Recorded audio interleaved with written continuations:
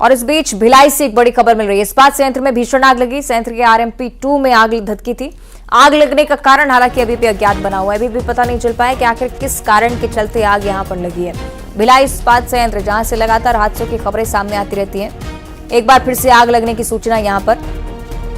प्राथमिकता इस ओर कि जितने भी लोग अंदर मौजूद थे उन्हें सबसे पहले बाहर निकाला जा सके, जिस कार्य में शायद प्रबंधन जुटा भी हुआ होगा। फायर ब्रिगेड की टीमें मौके पर पहुंची है, प्रयास कर रहे हैं कि आग पर काबू पाया जा सके।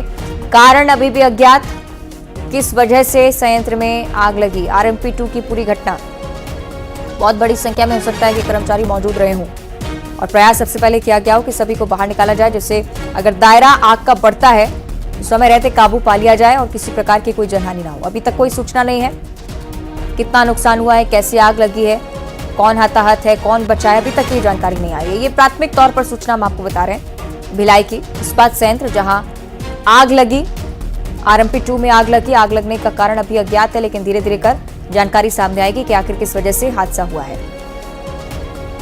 आग किस वजह से लगी है, ये एक बड़ा प्रश्न, और साथ ही साथ क्यों इस प्रकार की खबरें भिलाई इस्पात संयंत्र से लगातार सामने आती हैं। लापरवाही एक बहुत बड़ा कारण हो सकता है इसके पीछे। ये तस्वीरें आपकी टीवी स्क्रीन पर देखिए, कितनी भयंकर आग धधकी है। इस्पात संयंत्र आरएमपी 2, यही वो क्षेत्र जहां से आग धधकना शुरू हुई और उसके बाद धीरे धीरे कर दायरा बढ़ता चला गया। सबसे पहले तस्वीरें न्यूज 18 आप तक पहुंचा रहा है। आग लगने का कारण अभी भी अज्ञात, हो सकता है कि किसी टेक्निकल डिफॉल्ट के चलते भी ऐसा हुआ हो, क्योंकि लगातार हादसों की खबरें इसी संयंत्र से सामने आती हैं।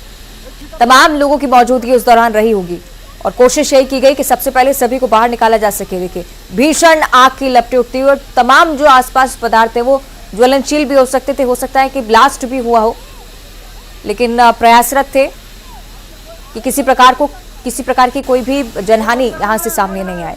तस्वीरें आपकी टीवी स्क्रीन पर हम आपको दिखा रहे हैं, फुल स्क्रीन तस्वीरें आप देखिए किस प्रकार से इस्पात संयंत्र में आग धधकी और धीरे धीरे कर दायरा बढ़ता चला गया, विकराल रूप ले लिया इस आग ने। किस वजह से आग लगी है पता लगाना बहुत जरूरी, क्योंकि दायरा जैसे जैसे बढ़ता है इस आग का, अंदर और ज्वलनशील पदार्थ हैं, बहुत बड़ा नुकसान कंपनी को हो सकता है और लोगों के लिए भी एक बहुत बड़ी समस्या हो सकती है। फायर ब्रिगेड की टीमें पहुंची, कोशिश कर रही है कि आग पर काबू पाया जाए। सबसे पहले तस्वीरें न्यूज 18 आप तक पहुंचा रहा है इस गंभीर हादसे की। भिलाई की तस्वीरें आपकी टीवी स्क्रीन पर, इस्पात संयंत्र भीषण आग धधकी और ये तस्वीरें हम आपको दिखा रहे हैं, क्योंकि कितनी गंभीर है ये पूरी घटना, अंदाजा आप लगा सकते हैं तस्वीरों के जरिए। आग का दायरा लगातार बढ़ता हुआ, आपको बताएं कि लगातार प्रयासरत है यहाँ पर प्रबंधन। कोशिश ये की जा रही है कि जल्द से जल्द आग पर काबू पाया जा सके। मौजूदा हालात समझ लेते हैं। सहयोगी मिथिलेश हमारे साथ जुड़ रहे हैं। मिथिलेश, क्या हो रहा है वहां पर फिलहाल, क्या काबू पा लिया गया है आग पर? देखिए, जिस तरह से सूचना प्राप्त हो रही है कि आग पर फिलहाल काबू पा लिया गया है और किसी कोई हताहत होने की खबर नहीं है। हालांकि अभी प्रबंधन की ओर से कोई बहुत अधिकृत जानकारी नहीं दी गई है, लेकिन जो सुबह से जो जानकारी सामने आ रही है वो भिलाई इस्पात संयंत्र के आरएमपी 2 में यह हादसा हुआ। बताया जाता है कि वहां पर कोई वेल्डिंग का काम चल रहा था, उसी दौरान में गैस लीकेज थी, इस वजह से वहां पर आग फैल गई और देखते ही देखते चंद मिनटों में आग काफी भयावह रूप ले ली थी। तत्काल अग्निशमन विभाग के दस्ते को यहां पर सूचित किया गया, जिसके बाद में अग्निशमन का दल पहुंचा और वहां पर आग बुझाने का प्रयास आरंभ किया गया। बताया जाता है कि आग पर काबू पा लिया गया है, लेकिन किस कारण से लगी थी आग ये पता नहीं चल पाया है। लेकिन जिस तरह से भिलाई इस्पात संयंत्र में देखा जाता है कि बार बार ये हादसे पे हादसे हो रहे हैं, जो कहीं ना कहीं चिंता का विषय जरूर है।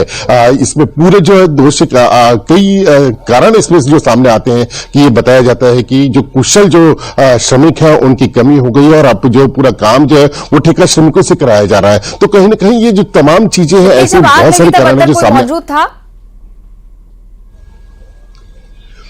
देखिए, अभी तक वहां पे ये बताया जरूर जा रहा है कि काम जरूर चल रहा था, लेकिन जिस जगह में आग लगी थी वहां पर कितने लोग थे, क्या लोग क्या कर रहे थे वहां पर और कितने लोग हताहत हुए, ऐसा तो कोई अभी स्पष्ट रूप से सामने बात नहीं आई है। लेकिन जो अभी तक जो जानकारी सामने आ रही है कि ये कहा जा रहा है कि इसमें कोई हताहत नहीं हुआ है। आग किन कारणों से लगी है इसकी जो है जो प्रबंधन जो है अभी तक अधिकृत जानकारी नहीं दिया है। जब उनके द्वारा अधिकृत जानकारी दी जाएगी उसके बाद में ही स्पष्ट हो पाएगा कि आखिरकार किन कारणों से लगी थी। नितेश, जब लगातार हादसे हो रहे हो और कार्रवाई कंपनी के खिलाफ ना हो रही हो तो कई बार राजनीतिक मिली भगत की भी बू आने लगती है। ऐसी कोई बात इस पूरे मामले को लेकर?